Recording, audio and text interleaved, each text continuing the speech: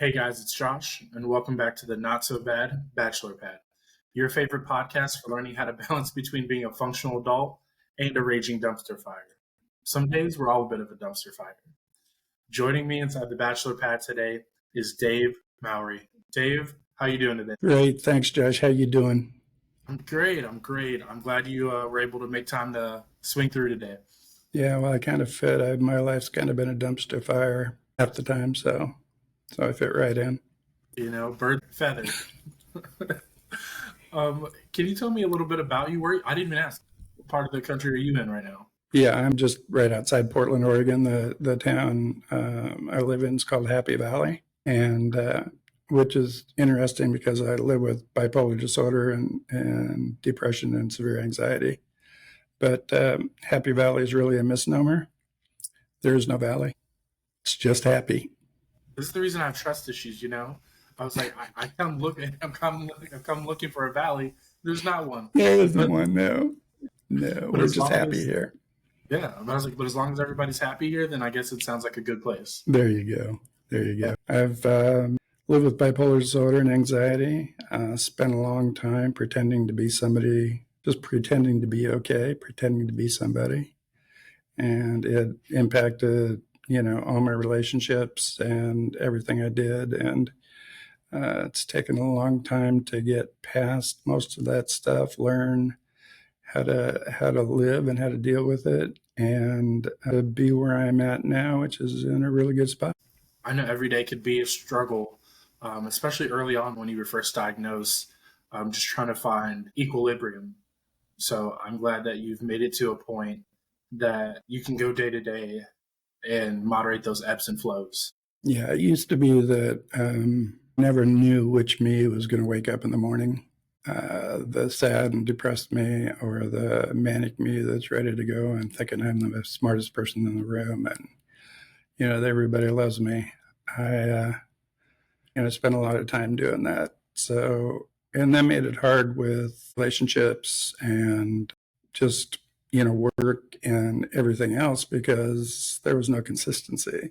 So it was challenging. I could only imagine maintaining a healthy relationship is already difficult enough as a neurotypical person in this day and age. So adding that extra component, just like I said, makes it a little more challenging. But anybody who's probably in your life realized that you were somebody worth waiting it out for. Well, my current wife certainly did. We've been together for a long time. I was married when I was 23, and at that point, she proposed to me, and it didn't feel right. But the anxiety and all. I couldn't say no. I couldn't do whatever for whatever reason. With the anxiety, you just things happen. So, and then I'm married 2.5 years into the marriage. I went through a depressive episode, and she left me for another guy. She said I wasn't fun anymore. And I didn't know what was happening then. But with my wife now, we've been together a long time, and had a breakdown in 1996. And from 96 to 2010, I call my lost years and my dark days. And we lost everything. And she held things together. She stuck with me. She stuck by me. And she's really the hero of my story. So yeah, relationships matter, being with the right person, finding the right person. It's tough, and you never know who's going to stick with you for sure during those tough times. I don't think I talk about it too much on the show, but I'll never forget the first person I ever told I love you to was also the first person that ever really hurt me. At the end of our relationship, she said that you were fun, but that's all it was. Normally being called fun, it seems like a compliment, but it's funny how people can turn it into a negative. Yeah, and you find out that somebody's not with you because they really love who you are. They're with you because you're fun, or you're exciting, or you satisfy some part of that in their lives. A lot of women, they're looking for something, some character trait or someone was successful or someone with money or someone with power or somebody in those things, and to find a true relationship with someone that likes you and really appreciates you for who you are, regardless of the money or the power or those types of things. And through the ups and downs, that's really a challenge, and it's really special when you get that. But yeah, when you say I love you to a person and they leave you and hurt you, it's especially the first time, it's the worst. But with every heartbreak usually comes a brighter day. And to be honest, I'm thankful for that ending because I grew a lot in that relationship, start to finish. So I can't say that I wish it didn't happen or that I could take it back, do it over. Because, like you said, if we don't go through that, I might have ended up with the wrong person. So I have to be thankful for that. At the end of the day, there was really no hard feelings after a while. I was like, we're still friends, we talk. But in the moment, like I said, it doesn't change the fact that, it just sucked. It hurts. It hurts. And, it's okay that it hurts. We grow from, our pains and our challenges. And I think it was Elizabeth Kubler-Ross that said, the most beautiful people are the people that have had the challenges and been hurt and faced hardship and come out the other side. And, beautiful people aren't just happy. It's a culmination of all the experiences and the challenges and learning and, all those things. And that's where truly beautiful people come from. All these other components of life kind of weather you, shape you, mold you into the person that you become, whether it's for the better or for the worse. Nobody on this earth can say that they, from the beginning of their life to now, to the end of it, that they were unaffected, that I feel like it also is a testament to connection. If you aren't connected to people or if you're not experiencing or sharing bonds, then you really don't go through too much. I'm happy to say that I've took some blows, and it just shows that I was here. Really take it out and look at it and feel those feelings, then that's where we grow from it. If we get hurt or we do something or somebody wrongs us and we stuff it or we look for revenge or those things, those are the things that eat away at us then, and we don't grow from those experiences. It takes a bit away from our humanity. And I feel like that kind of segues us into one of the main components we came to talk about today is when you have these lows, when you have these dark days, how do you make it through? How has comedy kind of helped you make it through some of your darker days? A lot of dark days, and I write about it in my book, OMG, That's Me. And people read it and they say, you're telling my story.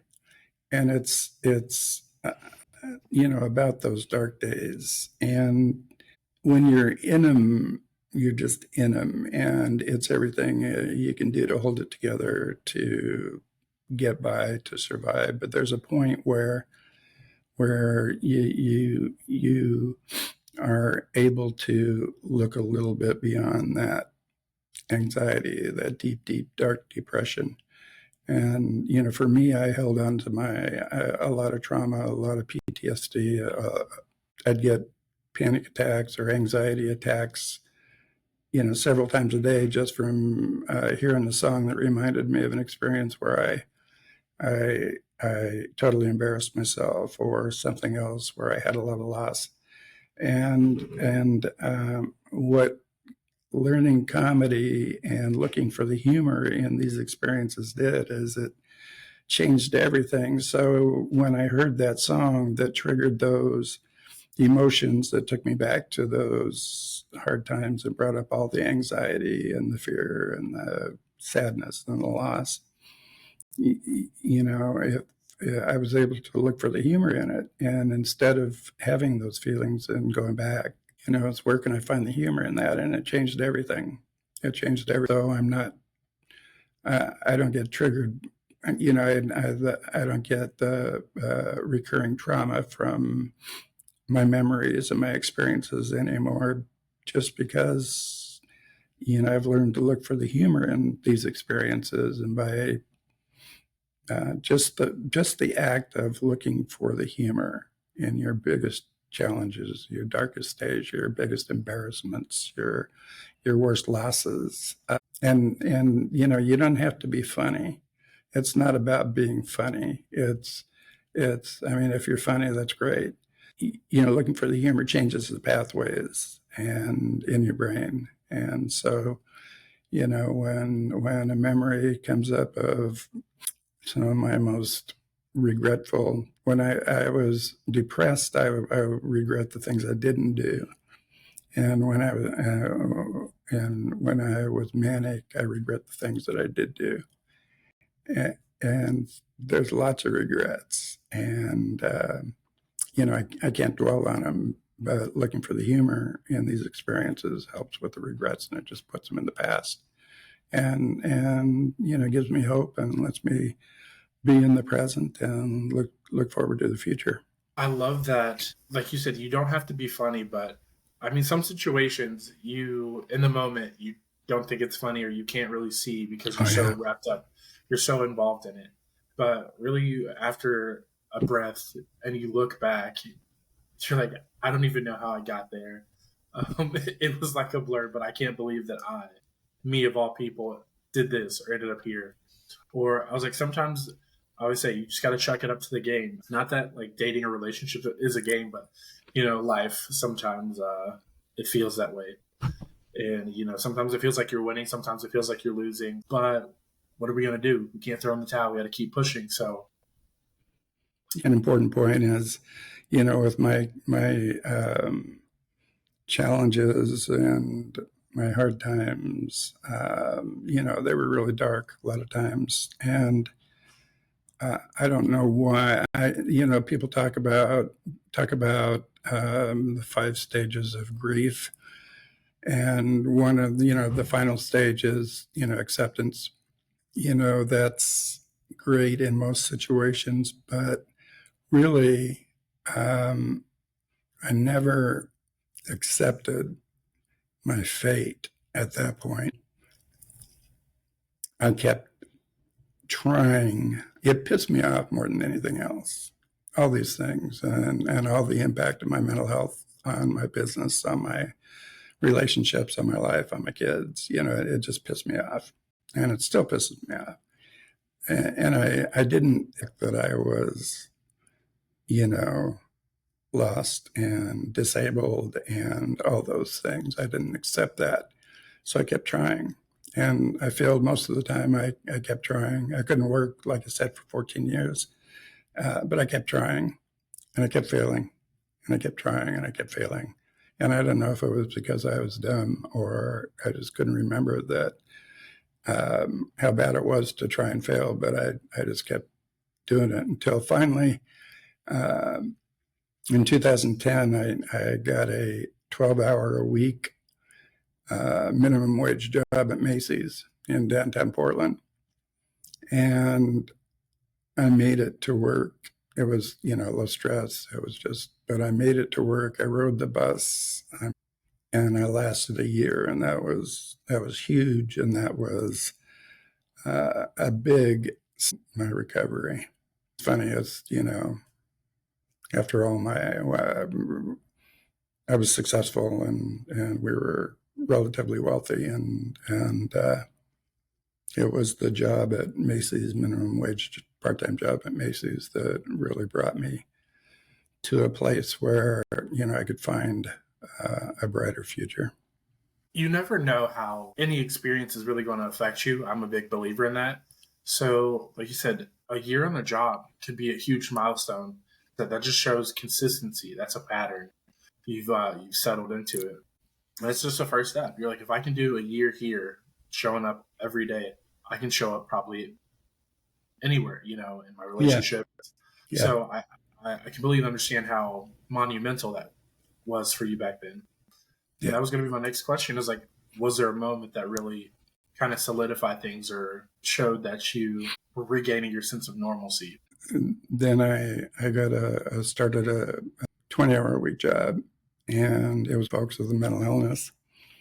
And it was a time then the Oregonian, which is the large newspaper daily, did a feature story on me. And that's when that was 2011, July 3rd of 2011. It was my pictures on the cover, and it was 3 pages inside, and it was way more. But I kind of came out and I stopped. Essentially in that moment, I told everybody, hey, I live with this. I have lived with this, and these are my experiences, and, I'm okay, and I'm moving forward. So that was a big event. And then when I took the stand-up comedy class for folks with a mental illness, that was huge. The other thing I did is I wrote the book, and I blogged for bphope.com, which is bipolar magazine, bphope.com. And my posts have been read by over 1 million people. And the most common comment is, OMG, that's me, you're telling my story. I told my story just 600 words at a time.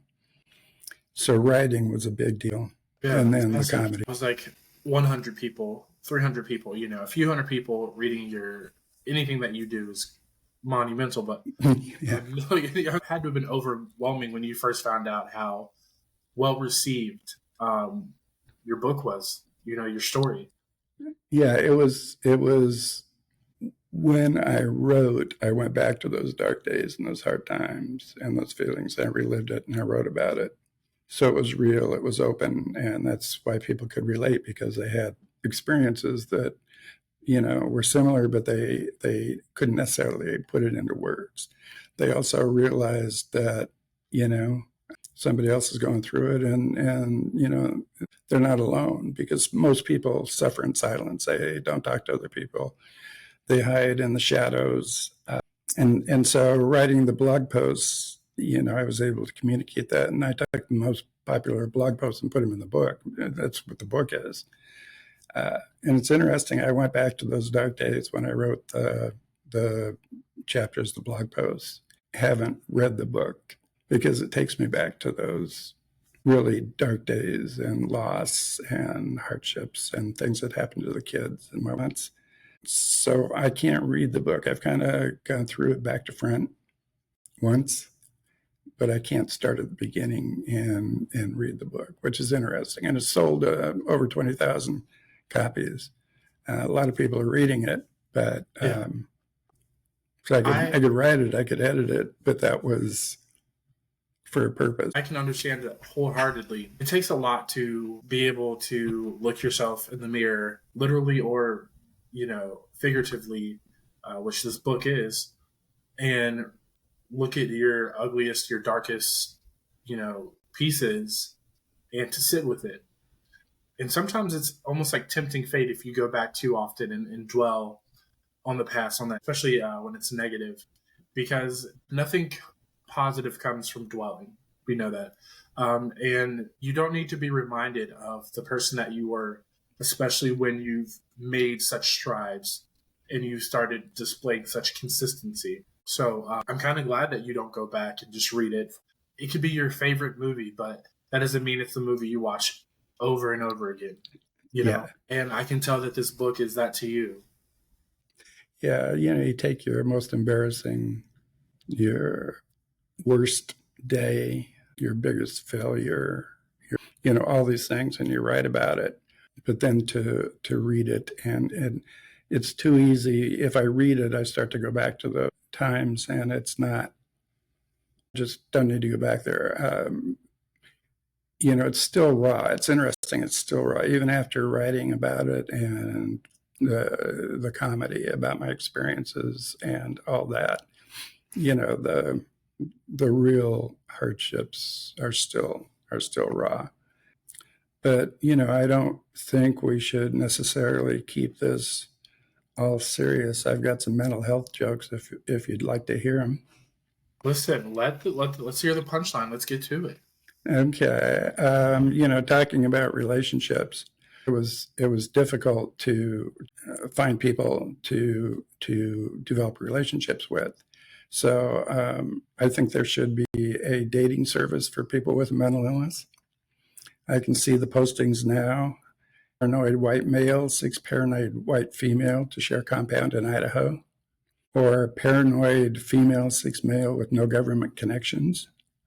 Or my favorite, dual personality female seeks dual personality male for double dates. Oh man, hopefully they show up at the right time. You know, That's right. That's right. Hopefully they show up together. Or the gal that goes into the restaurant, multiple personality, and she gets a table for 4. I noticed discrimination where other people don't. When I was driving over today, I drove by a restaurant, and up front they had a big sign that said happy hour. And I think that's being discriminatory. There should also be a crappy hour for depressed people. And bipolar people could go to both. I've got more. Right. More. They need to be a lot more inclusive there. Yeah.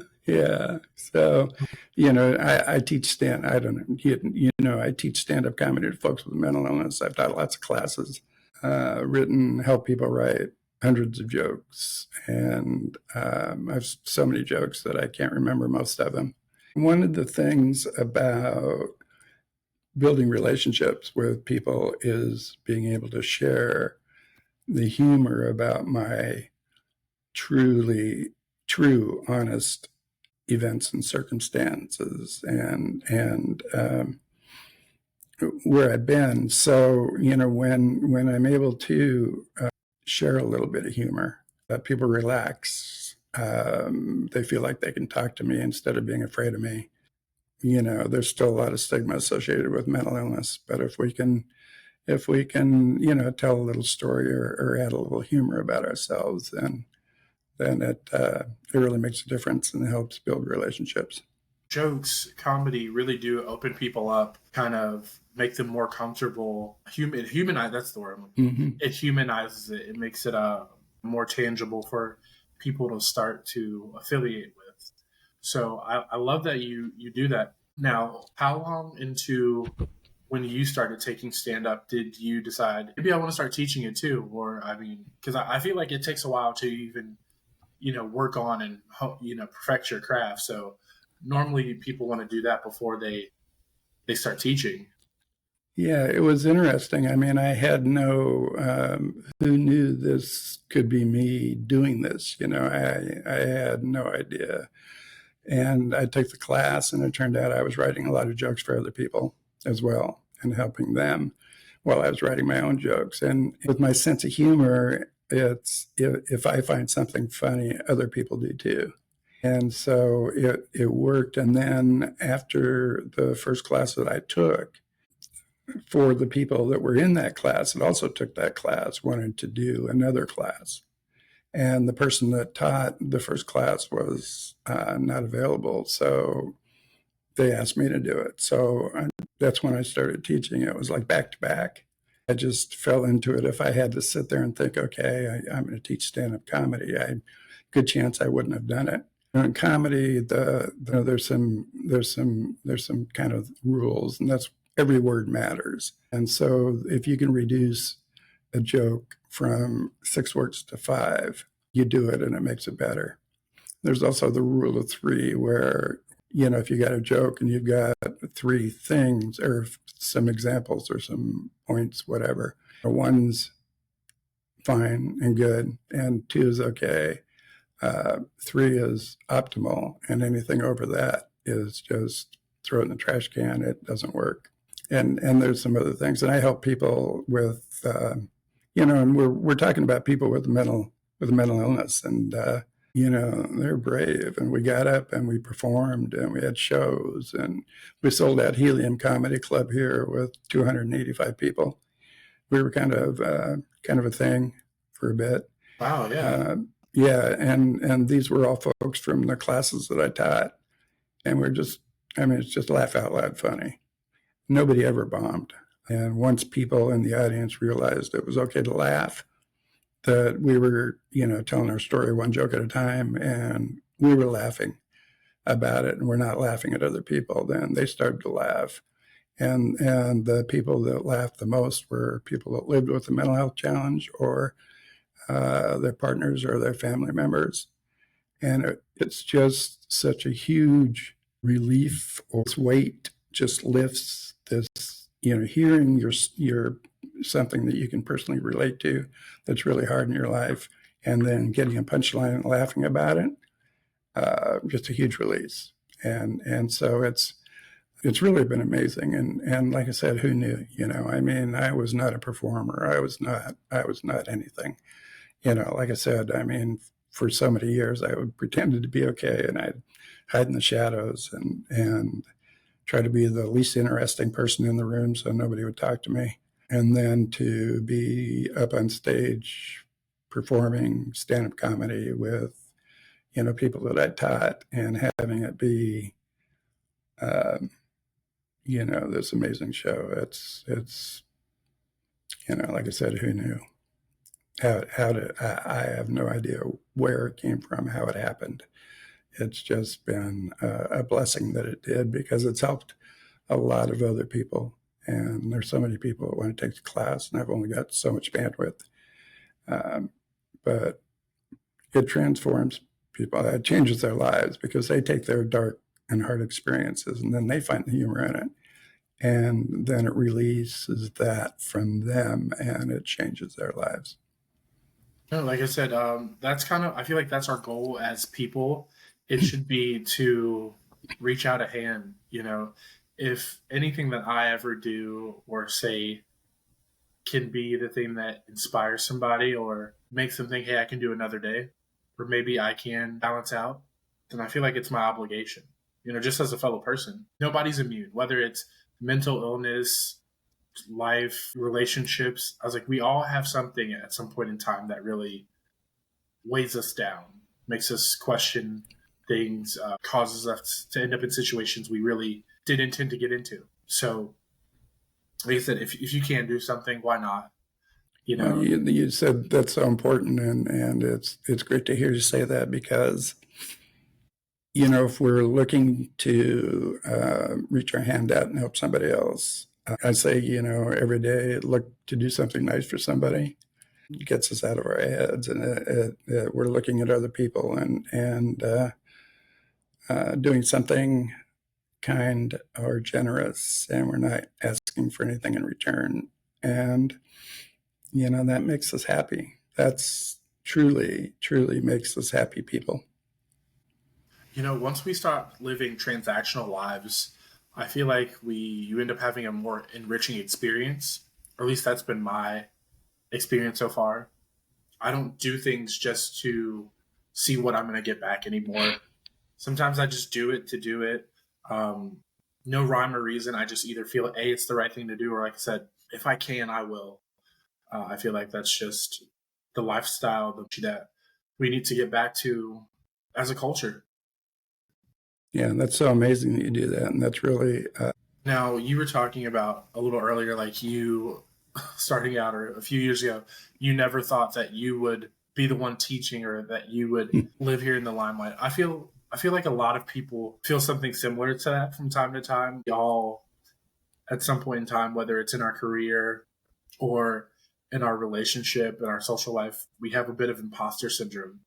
Like, we feel like we don't belong in these spaces, and we fake it till we make it, or we use comedy or some other type of shtick to justify step out of the limelight. We use it as a distancing tool to compensate. Yeah, and it's for compensating and doing it when I've done things for the wrong reasons, when I've pretended to be somebody, and when I've done things to either impress people or make money or be recognized, whatever, it hasn't worked out. But when I've done things for the right reasons, it's worked out. And it took me a long time to learn that. And today, I look at doing the podcast with you, and it's not about me. It's really not about me. my story, the experiences I've had, and the things. It's about other people, and people see it, people read it. I was doing it to get famous or doing it to sell for an ego thing or to impress my friends. It'd be terrible. I'd be awful. It would be another one of those experiences that I regret and would come up and trigger me. And so, yeah, doing it for the right reasons is the most important thing. I have to pause, or I do pause when something's opportunities or something's up, or I think things. And I just spend a few seconds with the feeling in my gut, and it tells me whether it's the right thing to do or the wrong thing to do. And it's taken, again, years to get to that point where I can just have a few moments and check inside and listen to myself. Most of my failures were trying to be something I'm not. Even when I was unable to work and I kept trying, one of my jobs was as a manager trainee at Starbucks. And so I was pretending to be whatever I was, from my past resume and all that kind of stuff. And I failed miserably. I mean, it was just an awful experience. And I had to escape at a certain point. And so I quit on short notice, and it was a lesson learned. But doing things for the right reasons, doing things to just make a small difference in somebody else's life. It's the key to happiness as far as I'm concerned. Yeah, and it gets exhausting. Putting on a face, becoming a character, it's exhausting after a while. And stop looking forward to going out and interacting with people because you have to put on this facade. Whether it's the overly happy person, the super charismatic person, the machismo act, all of it, it gets tired. We all have a point where we have to, like you said, we just have to stop. It's not always easy. I mean, especially if you don't have a solid support system, because you don't have anybody you can lean on and vent to, saying, "Hey, here's how my day was," or "Hey, I think I'm pretty close to a setback," or "I might be having an episode." I can't imagine what it's like to not have that network, because I feel like it's very important to have any real emotional or personal growth. You need people that you can rely on. Yeah, I've got one really good friend who knows my story, and I can talk to, and I can tell him when I'm sliding into a depression, which still happens, but it's not as deep as it used to be, or when I'm getting manic, and but I don't get as high as I used to. And I can talk with my wife, and I also can talk to my daughter, and so just that small support group makes a huge difference in my life, because we can't go through it alone. And some people doing the imposter and pretending, some people get stuck in that, and they don't recognize it, and they don't get out of it. They just keep doing it, and they're not happy. And what happens is people figure it out. You can pretend all you want, but eventually somebody's going to figure it out, and it's all, the facade's going to fall away, and you're going to be lost and alone. And that's the last thing any of us want, is, once again, to be alone. Being accepted is a fundamental need that every living creature has. So, and I think we have a tendency sometimes to, I think it's important to share who we are honestly, but it's also important not to overshare. Some folks tell their life story, and I've worked with people in the mental health area and helped them with, when they hear the word "I," being aware of that, and just noticing it. And when they hear the word "my," just noticing it. And maybe, and the other one is the acronym WAIT, WAIT, which is why am I talking? Yeah. So we tell our story, we talk about and we share who we are, but listening and smiling and listening is so much more powerful. And by smiling and listening, then the people say, oh, that person was really I like that person. And then, if it's somebody that is interested, they'll ask about our experiences. They'll ask about us. And then at that point we can talk about who we are without having to pretend. I pretended so much. It was awful. It was just awful. Yeah. So awful. I think the reason I've lived as long as I have was to get past that and to be able to talk about it and let other people know they're not alone. And I love that part, especially where you said, wait, why am I talking? I feel like a lot of people, especially when they're in quote unquote pretender mode, they don't know when to stop. Yep. They feel like if they just keep going, keep acting, that it'll seem natural. People will believe it. But realistically, if you are in a situation, I feel like where you are unsure what to do, what's next, how do I fit in here? I feel like waiting is the best thing to do, because you'll start to listen more. Like you said, you'll pay attention, and then you'll figure out, well, maybe I can bring something to this space, or maybe there are people like me here. But when we're always the one stepping off in our own world, indifferent to the subtle cues of people's body language, get as much of an experience. And people tend to wander off and leave you standing there. Yeah. Sometimes I know there were times when I tried too hard. I just tried too hard to be likable, to be interesting, to be these things. And so I was talking about myself and trying to talk about my all the positives, and chase people away. It chases people away. A restaurateur here in Portland, successful and whatnot, and the customer service at his restaurants was amazing, and he talked to the groups in the restaurants, and one of the things was when you greet somebody or meet somebody, say to yourself, I love you. And so, or I like you. So what you're saying is when you meet this person, you're saying that you like him. You're saying, and you say it consciously, you don't say it out loud, but you say it in your head, say, I like you. And as soon as you say, I like you, you get a smile on your face and your eyes light up. And it's amazing that, you like them and you're interested in them and you ask questions and you smile, ask and listen. You're also somebody that they want to get to know, that they want to talk to, because, and most people really like to talk about themselves. So if you're a good listener. I remember anytime I move to a new town, maybe I need to start waiting more. But I feel like I'm desperate for connection. So I go out, I'll try to meet 1,000 different people.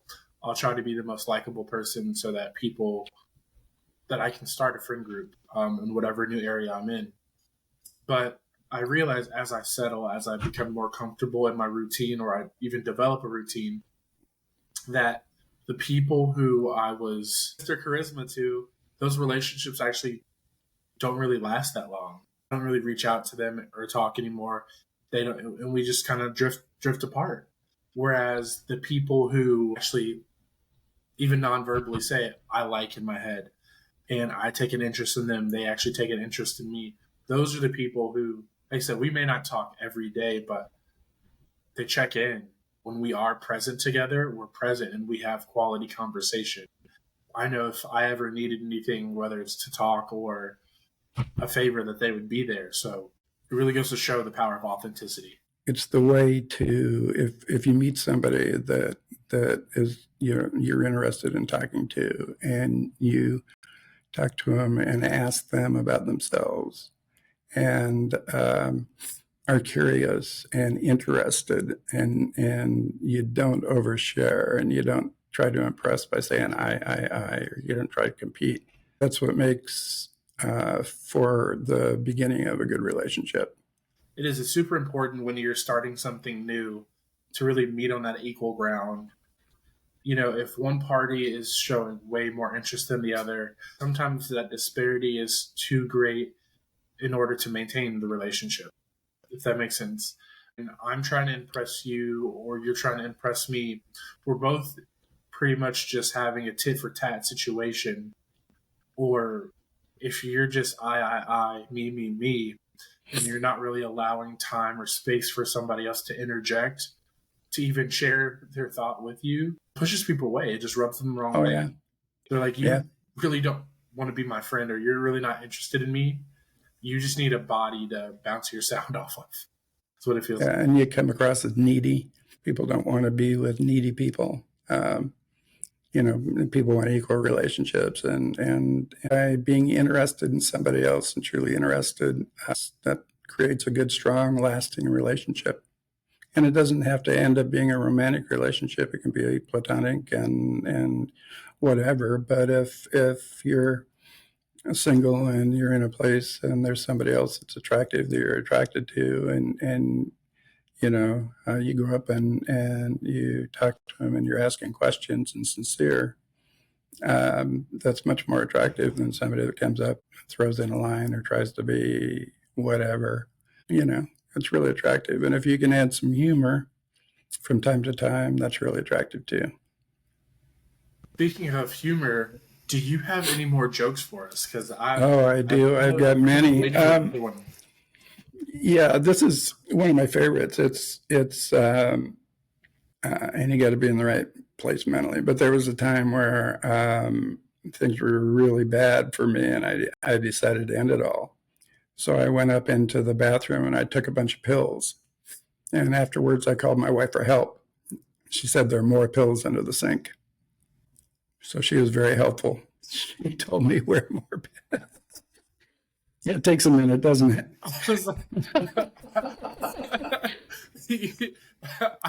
I don't know what I was expecting, but I was like, but that wasn't it.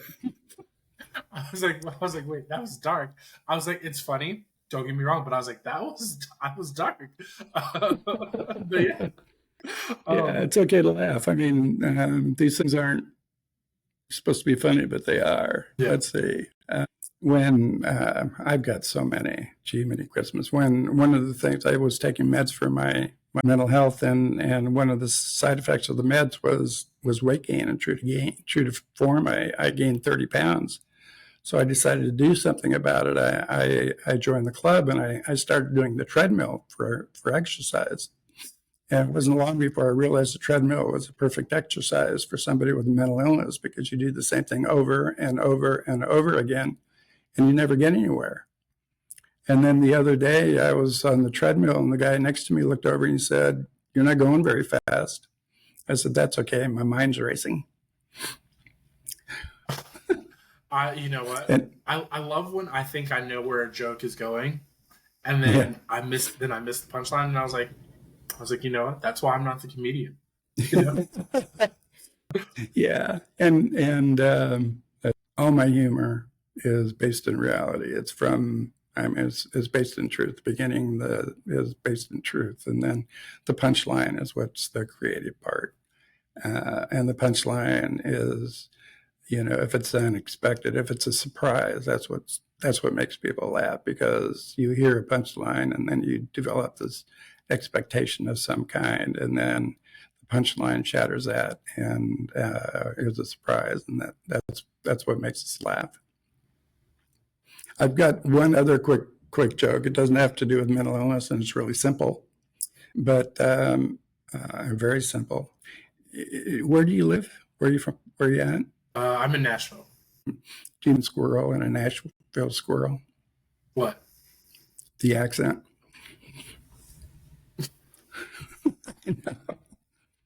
That's a joke you can tell anywhere.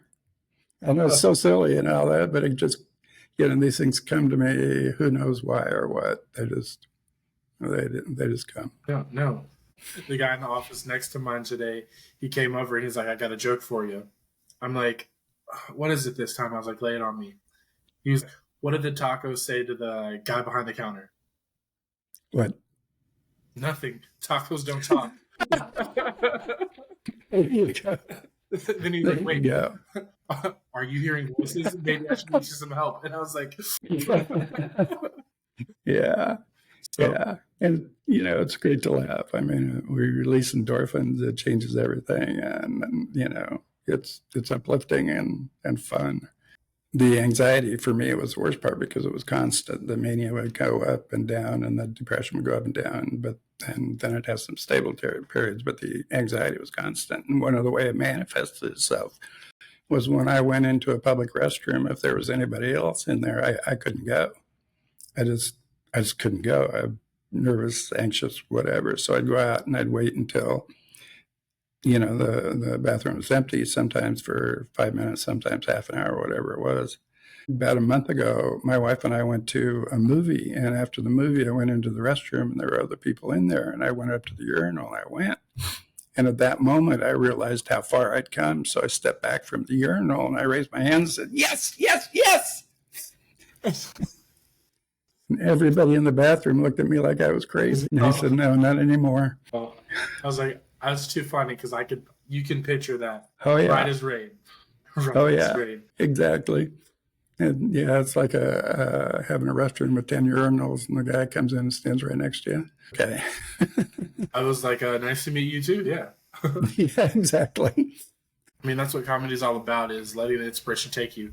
And it's good that they aren't about mental illness or depression, because I feel like any good comic, has a wealth, a bit of diversity. Or I was like, maybe that's the punchline in itself, it is when you do something that's outside of your norm, they're just like, wow, you have more than one chick in your pony bag, Yeah, yeah, yeah. And, everything's a setup. In comedy, you got a setup and a punchline. And the setup is based in truth. It's reality. It can be long or short. Short is best. And then the punchline is the creative part. But everything can be a setup. I taught one guy in a class. He was pretty severely autistic. And his dad asked if he could come to the class, and when he came to the class, he sat away from the table on a couch and didn't talk. And every once in a while, he'd pop off with something totally irrelevant, and I'd say thanks, Martin, and then we'd move along.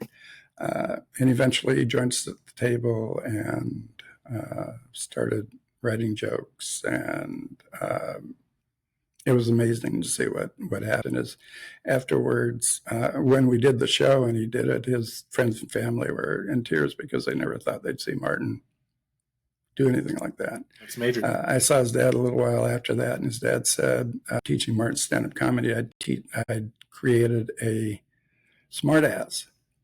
And I said, yeah, but he's a smartass with timing. I was like, what is better than a smartass? Smartass with timing. You're right. There you go. Today's been great because I learned a whole lot. I learned that everything's a punchline. You just got to be willing to look for it. And that through every dark cloud will be a light. You just have to take the time and wait. I learned waiting.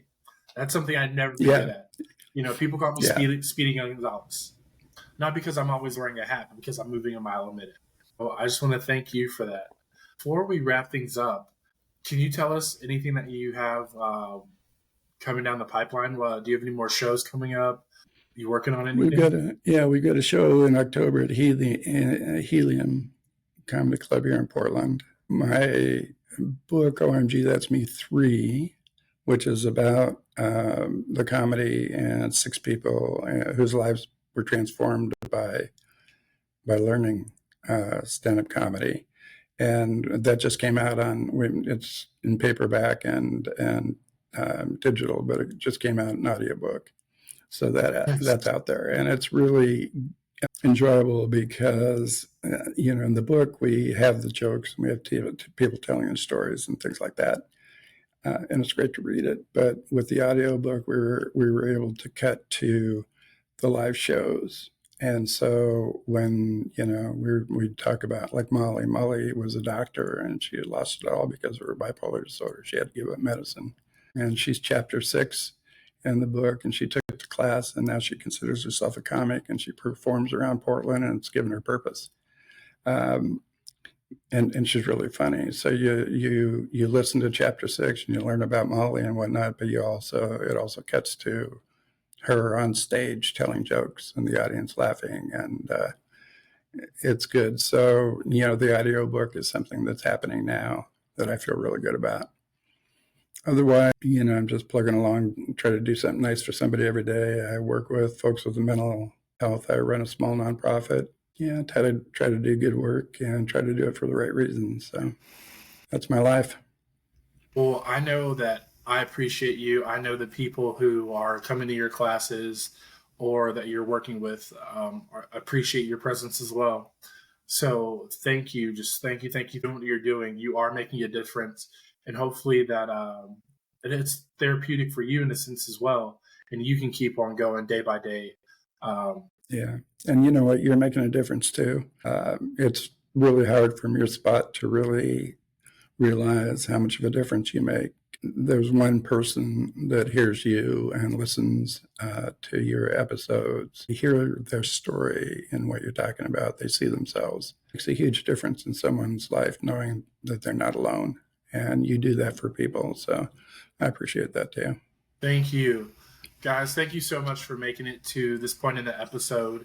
Before you switch over or go tune back into whatever you were doing, make sure you go show Dave some love. Make sure if you're in the Portland area that you are heading over to Helium Comedy Club, catching a show. Who knows? Maybe you'll sign up for a class as well. We would love that. Don't forget to share this episode with somebody who you feel like could benefit from hearing Dave's story. Or if you just want to add another book to the bookshelf like we're doing on our road to 30, go get the book. Obviously, if you can, get the audio version so you can hear bits and pieces of the live shows as well. I know I'm excited to hear a lot more about Molly and all the other characters and viewpoints in the story. So thank you guys so much for tuning in. I will see all you amazing people next week for another episode of the Not So Bad Bachelor Pad. Until then, make yourself laugh. Make somebody else laugh. Okay?